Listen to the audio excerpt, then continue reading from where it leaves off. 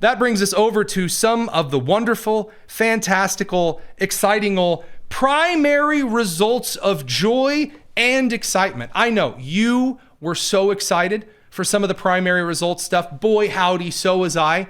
So let's get into a couple of them. It did bleed into today because in one very hilarious moment during the SPLC committee, Representative Brandon Gill of Texas decided to take things in a different way and talk a little bit about everyone's favorite Maine Führer, Graham Platner. Here's how that exchange went today. What about this tattoo? Do you have an opinion on this tattoo? For those who are listening and not watching, he is holding up a picture of Graham Platner with his totem-kopf Nazi tattoo. I'm not an expert on tattoos. No, I don't. Oh. So you have the head of the SPLC initially tries to go, I don't know tattoos. I don't know anything at all. Nothing. And it doesn't last long because Gill doesn't let it go. Okay, I can give you a little bit of background. This is a tattoo on Maine Democrat Senate candidate Graham Platner's chest. That's the Nazi SS death head tattoo. Do you have any opinions on that? If it's what you say, if it's a Nazi symbol, we oppose Nazis. So eventually, and I'm going to skip ahead a little bit here, he does eventually get him to say, look, would you back this kind of a guy for the Senate or not? You're supposed to be the moral voice of the left when it comes to fighting racism. He opposes Nazis and Nazi symbols. The answer is yes. Yep, the SPLC has referred to this same tattoo as a racist skinhead symbol and tattoo. You can see the resemblance there. So yes, the CEO, the new CEO, again, backed into a corner, says, well, yeah, we wouldn't like him to be in the Senate at all. So ends up agreeing. Curious stuff. And this did become kind of a crux point here. Congressman Russell Fry from South Carolina's 7th also tangled with the SPLC a little bit on this today. Very, very good stuff for a number of reasons. But again, regarding, this kind of bizarre standard here, you're going to have to play ball. When you invoke the racial argument, it goes both ways. If somebody does a Nazi salute in a public forum or in public view, would that be a factor? It could be. Could be, okay. What about burning a cross? It could be a factor depending on the context. Okay. Have tattoos like Nazi symbols? We believe that Nazi symbols are symbols of hate. Yeah. So the question that's being asked by Congressman Russell Fry here is, hey, you have a series of standards, theoretically, for putting people on the hate map. So why isn't Graham Platner on the hate map? I mean, he's said some really gross things. He has a lot of the same, a lot of the same symbology. So why isn't he on there? So he says, instead of taking accountability, we got excuses, evasions, word games. And we actually got a statement from Russell Fry to the show. He said, quote, for years, the SPLC labeled Americans as extremists, putting them on a so-called hate list. Yet they couldn't clearly explain the standard used for calling people hateful, evil. He said, let's be clear. Their so-called experts behind closed doors don't care about fighting hate. They're only focused on targeting people they disagree with politically. And that is the core point of the matter. That's the issue with Graham Platner. Democrats like Ro Khanna, who spent months going after anyone on the right. Oh, they're part of the Epstein class. Oh, they're going after all of these people. How could they possibly live with themselves? All of a sudden, had to turn around and make this bizarre endorsement of Graham Platner, a guy who was accused of texting a bunch of minors. Texting a bunch of minors on Kik. And by the way, up until last week, fully active on his account.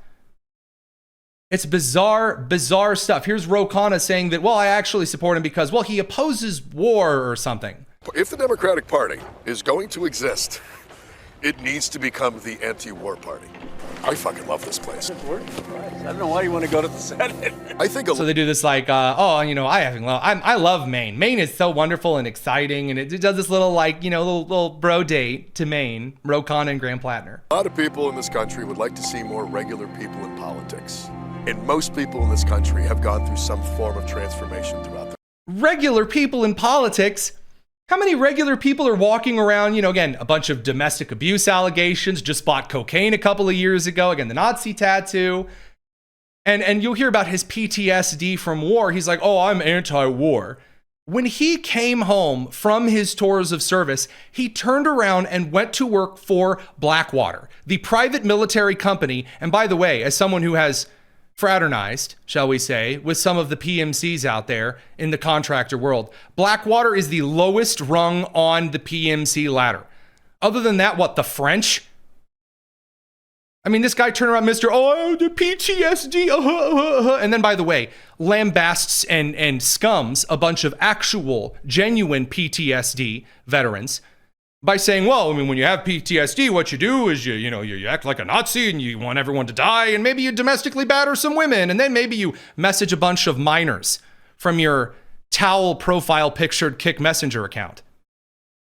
Anywho, because normal veterans don't actually get home and act like that who have PTSD. Anyway, also, normal veterans who actually are dealing with crippling PTSD don't turn around and work for Blackwater. Lives. They've not been living perfect lives the whole time. What do you say to someone that says, oh, Ro, I agree with Graham's policies. I'm glad you're going there. But after the stuff coming out, my granddaughter. What do you say to someone like that? If you believe in transformational politics, you need to believe in the ability for people to transform. He has an active messaging account, again, which had his picture up, talking to minors.